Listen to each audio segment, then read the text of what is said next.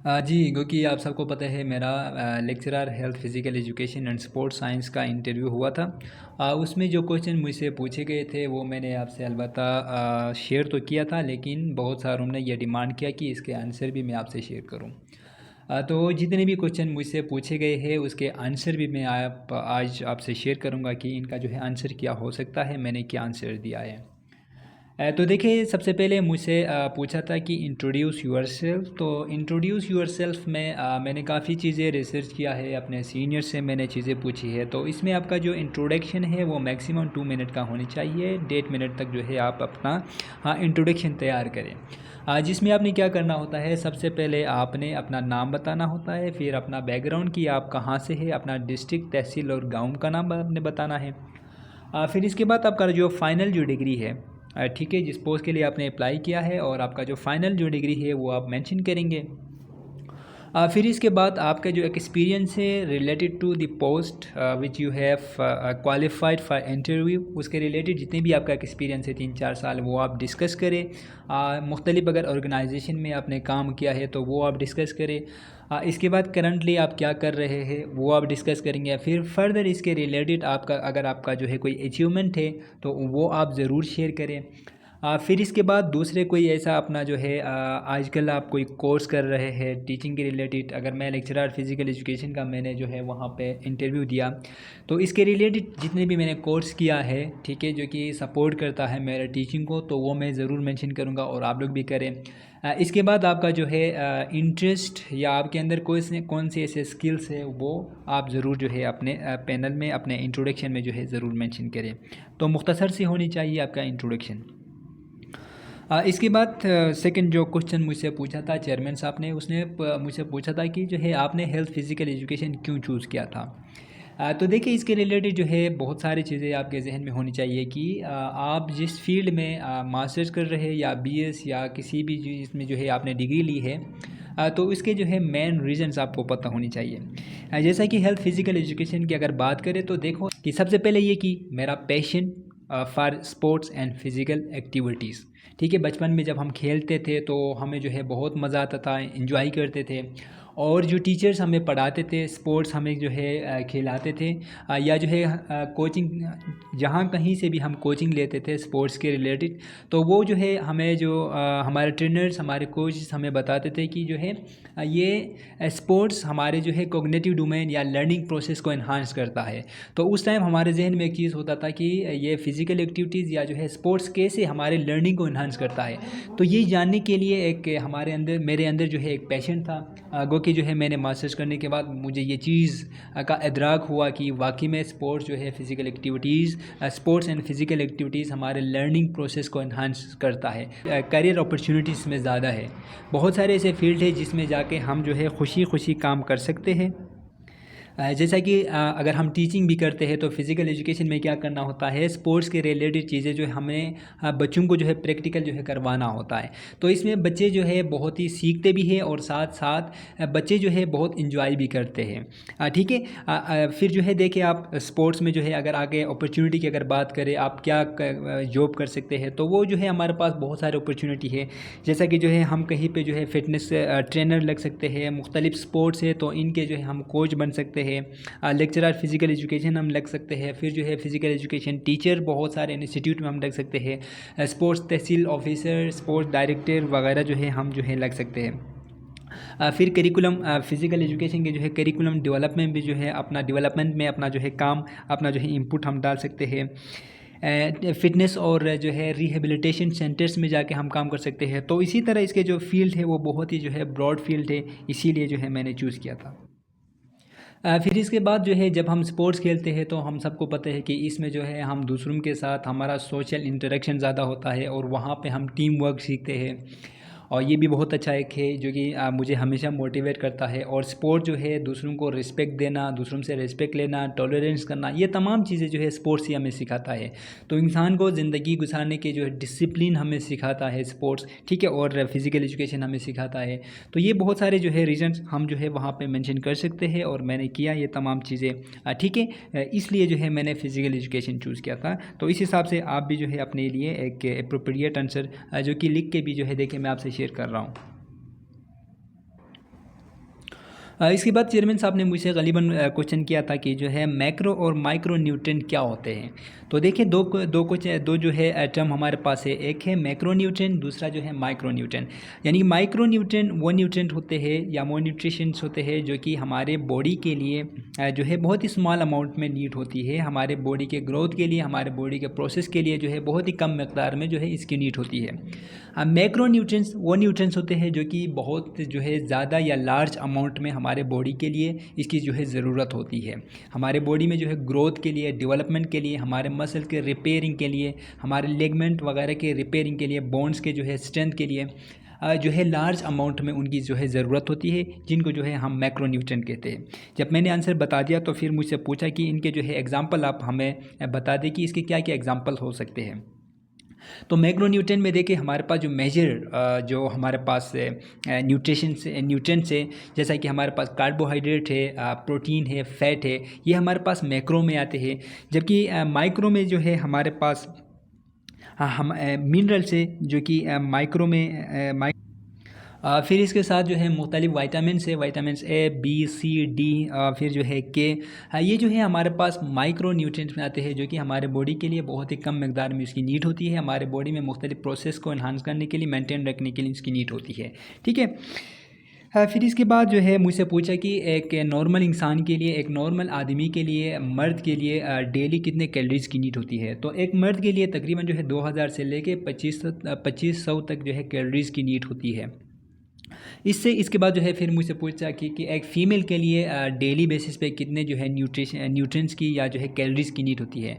तो वो exact point जो है 1800 से लेके जो है 2200 तक जो है एक फ़ीमेल खातून के लिए जो है कैलोरीज़ की नीड होती है। इससे पहले मुझसे पूछा था कि क्या मर्द और औरत दोनों के लिए एक ही फ़िगर है। फॉर एग्ज़ाम्पल जो है 30 ईयर के है और इनका दोनों का फ़िगर तकरीबन सेम है, डेली एक्टिविटीज़ दोनों का सेम है, तो क्या इन दोनों के लिए सेम जो है कैलोरीज़ की नीड होती है। तो ऐसा बिल्कुल नहीं है। जो गर्ल्स है या जो फीमेल है उनके लिए जो है कम कैलोरीज़ की नीड होती है, और जबकि जो है जो मेन है उनके लिए थोड़ा जो है ज़्यादा जो है कैलोरीज़ की नीड होती है। ठीक है। फिर मुझसे पूछा था कि व्हाट इज़ बीएमआई। बीएमआई का मतलब आपको पता है कि जो है बॉडी मास इंडेक्स, ये जो है एक फार्मूला है जिसमें जो है हम weight divided by height in metre में जो है हम इसको डिवाइड करते हैं। फिर हमारे पास रेशियो में एक जो है हमारे पास रेशियो आता है जिससे पता चल जाता है कि हमारे बॉडी का बॉडी कंपोजिशन क्या है, हमारे बॉडी में कितने % फैट है, हमारे बॉडी में जो है कितने % जो है लीन बॉडी मास है। ठीक है, उसका जो है हमें अंदाज़ा उस चीज़ से हो जाता है। ठीक है, कि हमारे बॉडी नॉर्मल है या जो है हमारे बॉडी बहुत वीक है, हमारे जो है थोड़ा जो है फैट को जो है इनटेक करने की ज़रूरत है, या हमारे बॉडी में जो है वेट ज़्यादा है। तो इसको जो है मेंटेन करने के लिए हमें क्या करनी चाहिए, वो एक फार्मूले के तहत हमें पता चल जाता है। तो फिर मुझसे पूछा कि जो है WHO के जो एक ग्राफ है बीएमआई के लिए, उसमें जो है नॉर्मल फिगर क्या होता है। तो ये आपको पता होनी चाहिए। अगर 18 पॉइंट अगर हम फार्मूला पुट करेंगे हमारे अपना weight divided by height square metre में जो है अगर हम अपना जो है वो फार्मूला निकालेंगे तो जिसमें जो है एक रेशो आता है। अगर 18.5 से नीचे आ जाता है तो इसका मतलब ये है कि हम अंडर वेट है। 18.5 से लेके 24.9 के बीच में अगर वो रेशो आ जाता है तो इसका मतलब ये है कि हम नॉर्मल है। अगर 24.9 से लेके 30 तक जो है हमारे जो फिगर आ जाता है तो इसका मतलब ये है कि हम ओवरवेट है। उससे भी ज़्यादा आता है तो फिर जो है हम इसमें जो है अब्यूज़ में आ जाते हैं। तो हमें जो है इसके ऊपर थोड़ा काम करने की ज़रूरत होती है। ठीक है, तो ये चीज़ें भी हमने देखना है। फिर इसके बाद मुझसे जो है चेयरमैन ने पूछा था कि जो है प्रोटीन यानी कि एक बॉडी बिल्डर है तो इसके लिए डेली बेसिस पे कितने प्रोटीन की नीड होती है। तो एक बॉडी बिल्डर के लिए डेली जो है 1.6 से लेकर 2.2 तक जो है 2 ग्राम तक जो है प्रोटीन की नीड होती है पर केजी। ठीक है, अगर एक बंदा जो है 60 केजी का है तो इसको तकरीबन जो है आप मल्टीप्लाई करेंगे 2.2 तक तो तकरीबन जो है इसको जो है 120-140 जो है ग्राम जो है प्रोटीन की नीड होती है। तो फिर जो है ग्राम को हम मल्टीप्लाई करेंगे, जो है 1 ग्राम में आपको पता है 4 कैलोरीज होती है। तो फिर 140 मल्टीप्लाई हम 4 करेंगे तो कितने बनेंगे, तकरीबन 700-800 जो है कैलोरीज बनेंगे। तो एक बॉडी बिल्डर को जो है कितने चाहिए पर डे, यानी कि डेली हिसाब से जो है एक बॉडी बिल्डर को तकरीबन 700 से लेकर 800 तक प्रोटीन की नीड होती है। क्योंकि जो बॉडी बिल्डर होता है उसमें जो है अपने मसल्स को बिल्ड करता है, तो मसल्स को बिल्ड करने के लिए हमें सबसे ज़्यादा जो है प्रोटीन की नीड होती है, ठीक है, और इसके साथ साथ जो है फैट की नीड होती है। फिर इसके बाद जो है सब्जेक्ट स्पेशलिस्ट ने मुझे सवाल किया था कि आप कॉलेज में भी पढ़ाते हैं और साथ साथ जो है यूनिवर्सिटी में पढ़ाते हैं, तो आप मुझे ये बता दें कि यूनिवर्सिटी और कॉलेज के जो स्टूडेंट हैं इन दोनों के दरमियान क्या फ़र्क है। तो फिर मैंने बता दिया कि जो है कॉलेज के जो स्टूडेंट्स होते हैं इनकी जो स्टडी है या इनकी जो स्टडी का जो प्रोसेस है वो बहुत ही एक स्ट्रक्चर वे में होता है, लिमिटेड होता है, ठीक है। इनका जो लर्निंग स्टाइल है वो बहुत ही लिमिटेड होता है, क्योंकि ये होता है कि फॉर एग्जांपल फ़िज़िकल एजुकेशन वो अगर पढ़ते हैं तो उनका जो एक जो है कोर्स है या एक ही सब्जेक्ट है जो कि बहुत ही लिमिटेड होता है। यूनिवर्सिटी में ऐसा नहीं है। यूनिवर्सिटी में जो भी स्टूडेंट अपेयर होते हैं उनका जो लर्निंग जो स्टाइल है वो बहुत ही जो है ब्रॉड होता है और वो इंडिपेंडेंट होता है, ठीक है, जबकि कॉलेज में जो है डिपेंडेंट होता है। और यूनिवर्सिटी वाले जो स्टूडेंट होते हैं वो रिसर्च बेस्ड उनका फोकस होता है रिसर्च के ऊपर। वो रिसर्च करते हैं, चीज़ों को जो है ख़ुद से ज़्यादा जो है डिस्कवर करते हैं, एक्सप्लोर करते हैं मुख्तलिफ़ चीज़ों को, ठीक है। कॉलेज वाले बहुत ही जो है लिमिटेड होते हैं। ये थोड़ा बहुत जो है डिफरेंसेस मैंने बता दिया। फिर इसके बाद मुझसे पूछा कि जो है व्हाट इज़ इफ़ेक्टिव टीचिंग। तो इफ़ेक्टिव टीचिंग क्या होता है मुझसे पूछा। तो जो टीचिंग है वो तब तक इफ़ेक्टिव नहीं होता जब तक आपके डेली बेसिस पे और जो आपका जो पूरा टीचिंग है लॉन्ग टर्म के लिए आपके ऑब्जेक्टिव सेट नहीं होते। तो सबसे पहले ये कि हमारे ऑब्जेक्टिव सेट होने चाहिए क्लास में, लेसन के हर लेसन के अलग अलग जो है हमारे ऑब्जेक्टिव सेट होने चाहिए। दूसरा ये कि हमारे जो है क्लियर, हमारा जो है ऑब्जेक्टिव क्लियर होनी चाहिए। और तीसरा ये कि हमारा इंटरेक्टिव मेथड होनी चाहिए, कि बच्चों के साथ हमारा इंटरेक्शन सही खुल के होनी चाहिए और सबके साथ हमारा इक्वल जो है इंटरेक्शन होनी चाहिए। फिर इसके बाद जो है हमारे जो है रियल लाइफ एप्लीकेशन हम वहाँ पे उनके सामने देनी चाहिए। फ़िज़िकल एजुकेशन अगर हम पढ़ा रहे हैं तो हमारा जो है डेमोन्स्ट्रेशन मेथड पे जो है प्रैक्टिकल चीज़ों से जो है इनको समझानी चाहिए चीज़ें। फिर जो है स्टूडेंट को हमें इंगेज करनी चाहिए। फिर इसके साथ साथ जो है कंटिन्यूसली हमें जो है बच्चों को एसेस करनी चाहिए, इनको जो है इनकी असेसमेंट हमें करनी चाहिए। तो ऐसे जब हम करेंगे तो इसमें जो है इससे जो है हमारे जो टीचिंग है वो इफ़ेक्टिव होगी। और इसके साथ साथ आजकल जो है AI आया है और जो है हमें जो है टेक्नोलॉजी को अपने टीचिंग में इन्वॉल्व करनी चाहिए। हमें जो है ना सिर्फ खुद से बोलनी चाहिए लेक्चर या इस तरह की चीज़ें करनी चाहिए, बल्कि इसके साथ साथ टेक्नोलॉजी को ज़्यादा से ज़्यादा हमें जो है अपने टीचिंग में इन्वॉल्व करनी चाहिए। फिर इसके बाद जो है गो कि इंट्रोडक्शन में मैंने जो है अपना एक फेवरेट गेम का भी जो है मैंने जिक्र किया था। तो सर ने जो है वॉलीबॉल के हवाले से उसने जो है मुझसे सवालात पूछा कि सवाल किया कि वॉलीबॉल में जो हमारा जो रोटेशन एक सिस्टम होता है वो किस तरह होता है। तो मैंने बोला कि जो है ये जो है क्लॉकवाइज होता है, ठीक है। फिर इसके बाद जो है मुझसे पूछा कि वॉलीबॉल में एक टर्म है लिब्रो। लिब्रो क्या होता है। तो लिब्रो आपको पता है वॉलीबॉल में एक मेन प्लेयर होता है जो कि बाकी जो प्लेयर्स हैं उनसे डिफरेंट होता है। वो मेन प्लेयर होता है जो कि डिफेंस का काम करता है, ठीक है। फिर सर ने मुझसे पूछा कि जो है जो लिब्रो है वो कहाँ कहाँ नहीं जा सकता। तो लिब्रो का जो मेन काम है वो ये है कि डिफेंस करना है। वो अटैक नहीं कर सकता, वो जो है फ्रंट जोन में नहीं जा सकता, वहाँ जाके वो स्मैश नहीं कर सकता, वो ब्लॉगिंग के लिए नहीं जा सकता। जो लिब्रो होता है वो अमूमन जो है वो डिफेंस का काम करता है और वो सर्विस भी नहीं करता, ठीक है। सर्विस वो रिसीव करेगा, डिगिंग करेगा, फिर जो है इसका टोटली जो है डिफेंसिव का काम जो है वो करता है। फिर मुझसे जो है एक सवाल किया था कि क्रिकेट और फुटबॉल में क्या फ़र्क है। जैसे कि क्रिकेट अगर मेजरमेंट की बात करें तो जो है वो मेजरमेंट भी बहुत डिफरेंट है। टाइमिंग की बात करें तो क्रिकेट में जो है टाइमिंग नहीं है, जबकि फ़ुटबॉल में जो है हमारे पास टाइमिंग होती है, ठीक है, 2 हाफ्स होते हैं। और फिर जिस चीज़ से हम खेलते हैं, फॉर एग्ज़ाम्पल जो है हम फुटबॉल जो है हम फुटबॉल से खेलते हैं, क्रिकेट में जो है हम बैट और फुटबॉल से हम खेलते हैं। और इनका पूरा मैकेनिज़्म तमाम चीज़ें जो है एक दूसरे से मुख्तलिफ है।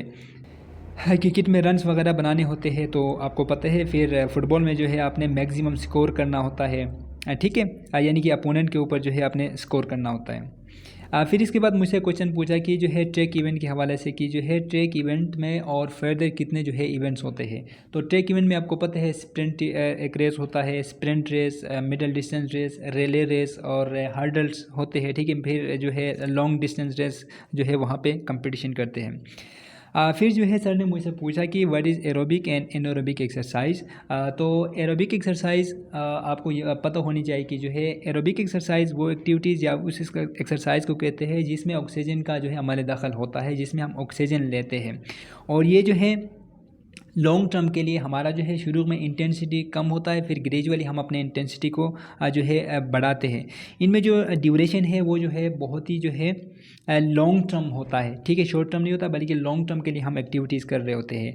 और इसमें जो है एनर्जी को जनरेट करने के लिए ऑक्सीजन की नीड होती है। जबकि एनारोबिक की एक्सरसाइज जो है ऐसे एक्सरसाइज है जिसमें एनर्जी को प्रोड्यूस या जो है प्रोड्यूस करने में जो है ऑक्सीजन की नीड नहीं होती।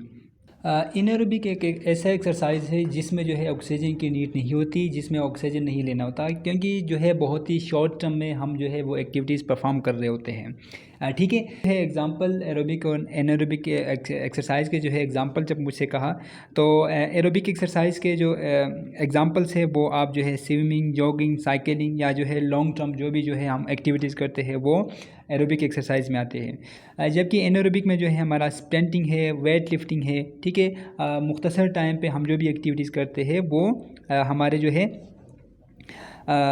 एनारोबिक एक्सरसाइज में आते हैं। फिर सर ने जो है मुझसे क्वेश्चन पूछा कि जो है 2024 में जो ओलंपिक गेम हुआ था वो कहाँ पे हुआ था। तो वो आप सबको पता होनी चाहिए कि जो है फ्रांस में हुआ था, और फ्रांस के सिटी पेरिस में हुआ था। 26 जुलाई से लेकर 11 अगस्त तक जो है ये इवेंट चला था। फिर इसमें मुझसे सवाल पूछा कि ओलंपिक जो गेम हुआ उसमें जो है पाकिस्तान की जो परफॉर्मेंस है वो क्या रही। तो मैंने बता दिया कि परफॉर्मेंस जो है पाकिस्तान की तरफ से अरशद नदीम जो कि एक जेवलिन थ्रू में जो है उसने पार्टिसिपेट किया था और इसने जो है गोल्ड मेडल लिया था। फिर इसका जो डिस्टेंस है वो मुझसे पूछा कि इसने कितने डिस्टेंस में जो है वो जेवलिन जो है थ्रू किया था। तो 92.97 मीटर उसने जो है थ्रू किया था। फिर जो तीसरा बंदा बैठा हुआ था उसने मुझसे सवाल पूछा था कि what is relationship between health and physical education. तो फिर आपको पता होनी चाहिए कि जो हेल्थ की जो डेफिनेशन है वो हेल्थ अक्सर जो है हम जो बंदे बहुत ज़्यादा मोटे हैं उनको हम हेल्दी मानते हैं। ऐसा नहीं है। हेल्थ की अगर डेफिनेशन के प्रॉपर देखें तो जो है हेल्थ क्या है, हमारे ना सिर्फ जो है बॉडी में कोई बीमारी का नहीं होना ही हेल्थ नहीं है, बल्कि इसके साथ साथ हमें फ़िज़िकली, मेंटली और सोशली वेलबींग होने का नाम हेल्थ है। और फिज़िकली, सोशली और इमोशनली वेलबींग हम तब तक नहीं होते जब तक हम फिज़िकल एक्टिविटीज़ में इन्वॉल्व नहीं होते, ठीक है। और फिज़िकली, मेंटली या इमोशनली या सोशली वेलबींग होने के लिए हमें फ़िज़िकल एक्टिविटीज़ का सहारा लेना होता है, फ़िज़िकली हमें एक्टिव होना होता है, फ़िज़िकल एक्टिविटीज़ में हमें इन्वॉल्व होना होता है। जैसे कि जो है इन दोनों का ताल्लुक़ की हम बात करते हैं तो फ़िज़िकली फ़िट होने के लिए हमें स्पोर्ट्स खेलना होता है, एक्सरसाइज करना होता है, और इसके साथ साथ जो है फ़िज़िकल एक्टिविटीज़, मुख्तलिफ़ एक्टिविटीज़ में हमें इन्वॉल्व होना होता है। और फिर जो है इमोशनली कैसे हम मुख्तलिफ़ गेम खेलते हैं तो उसमें जो है हम अपने इमोशन को कंट्रोल करते हैं, ठीक है। मुख्तलिफ़ जो है सिचुएशन से हम गुजरते हैं तो उसमें जो है हम अपने इमोशन को कंट्रोल करते हैं। सोशली हम जब खेलते हैं, फ़िज़िकल एक्टिविटीज़ करते हैं या कोई भी ऐसा जो है इवेंट करते हैं जिसमें जो है बहुत ज़्यादा सोशली जो है लोगों के साथ हमारा इंटरेक्शन होता है, तो वहाँ पे हम सोशली वेलबींग होते हैं, जिसमें हम जो है टीम वर्क सीखते हैं, जिसमें हम टॉलरेंस करना सीखते हैं, जिसमें हम मुख्तलिफ़ स्किल्स सीखते हैं। दूसरों के जो है डाइवर्सिटी माहौल में हम रह रहे होते हैं तो दूसरों से जो है उनके जो है कल्चर, उनका ट्रेडिशन, उनके जो है तौर तरीके, उनके आदाब, उनके उठना बैठना, ये तमाम चीज़ें हम स्पोर्ट्स में ही सीखते हैं, स्पोर्ट्स से ही हम सीखते हैं। तो इसी तरह जो है ये दोनों एक दूसरे के लिए लाजिम मलजूम है, ये दोनों बहुत इंपॉर्टेंट है। तो फ़िज़िकल एजुकेशन जो है हेल्थी रहने के लिए फ़िज़िकल एजुकेशन का बड़ा रोल है, और इसी तरह जो है इन दोनों का रिलेशनशिप है। फिर मुझसे सवाल पूछा था कि जो है गिलगित में कौन कौन से गेम्स खेले जाते हैं और कौन से गेम मशहूर है। तो इसमें जो है यहाँ पे ज़्यादातर जो है पोलो को पसंद करते हैं, पोलो खेलते हैं, इसके साथ वॉलीबॉल, फ़ुटबॉल, ये 3 मेरे ख़्याल से मेजर गेम्स है जो कि जो है बहुत ज़्यादा खेले जाते हैं, हर डिस्ट्रिक्ट में खेले जाते हैं। फिर जो है मुझसे पूछा था कि जो है पाकिस्तान में जो स्पोर्ट्स है उसकी जो है डिक्लाइन हुआ है, उसकी जो है मेन रीज़न्स क्या थे। तो इसमें जो है मेन रीज़न्स बहुत सारे हैं वैसे जो है मेन रीज़न्स अगर देखा जाए तो सबसे पहले ये कि हमारे पास जो है ग्रास रूट लेवल पे हमारे यहाँ पे ट्रेनिंग नहीं होती, लेक ऑफ फैसिलिटीज़ है, हमारे पास इंफ्रास्ट्रक्चर सही नहीं है, लेक ऑफ फैसिलिटीज़ है, स्पोर्ट्स की जो चीज़ें हैं वो प्रॉपर तरीके से हमें नहीं मिल रही है, यानी कि स्पोर्ट्स की जो चीज़ें हैं वो क्वालिटी वाले यहाँ पे अवेलेबल नहीं है। ट्रेनिंग प्रॉपर तरीके से यानी कि जो साइंटिफिक तरीके से हमारी जो है स्पोर्ट्स या एथलीट्स की जो है ट्रेनिंग नहीं हो रही होती है। फिर इसके बाद जो है जब टीम बनती है तो वहाँ पे जो है पॉलिटिकल जो है इन्फ्लुएंस होता है, अपने रिश्तेदार या जो है अपने यार दोस्त जाने वालों को तरजीह देते हैं, मेरिट पे वहाँ पे जो है फैसले नहीं होते हैं। ठीक है, मेरिट सिस्टम बहुत ही जो है लो है, फिर टीम के अंदर कोऑपरेशन नहीं है। ठीक है, तो ये बहुत सारे जो है रीजंस आप उनको भी बता सकते हैं।